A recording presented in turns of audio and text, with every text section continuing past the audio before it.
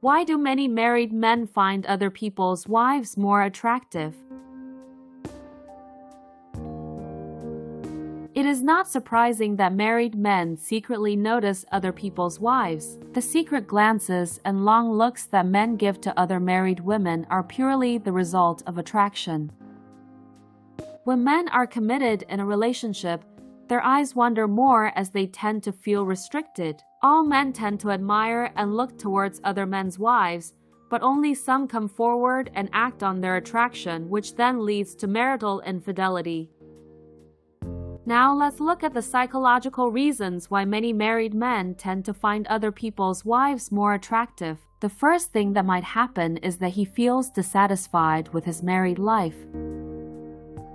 A committed man lets his eyes wander when he is dissatisfied with his married life. This dissatisfaction usually arises when communication or understanding between the man and his wife is lacking. The dissatisfaction continues to grow until he tries to find satisfaction in looking at other women, which can even turn into an affair if they decide to act on their feelings. A married man looks at other married women when he is in the mood to experiment. Men love to experiment with new things, be it about their personal or professional life. It gives them a feeling of their youth when they could do anything without being too responsible. He often compares his marriage to others. Yes, men who look at other men's wives do so probably because they feel that the neighbor's grass is greener. He tries to compare his married life with others and feels that the other person's wife is much better than his wife. Comparisons arise in marriage when there is no trust, love, and affection between the two partners. Sometimes we don't realize that we are trapped and playing with our own feelings in the form of prejudices according to one party's version or our own personal views, whereas the real reality is very far from what is in our minds.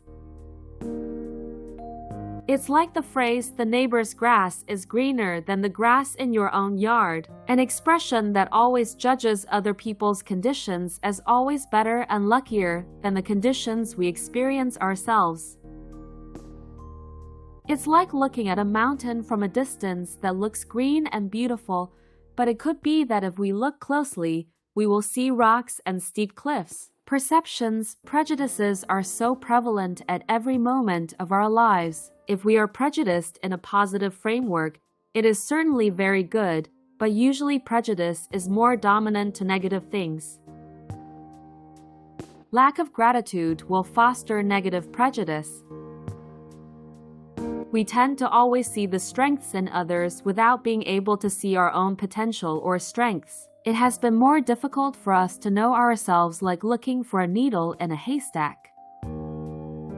Much of our time is wasted on judging, observing, and assessing other people's personal lives. If we always think the neighbor's grass is greener, it will certainly keep us from being grateful. Being inspired and emulating the success of others is appropriate and necessary, but one thing we must understand: the process may be the same, but there are no exact results. In this case, the breadth of thinking also affects one's ability to express gratitude.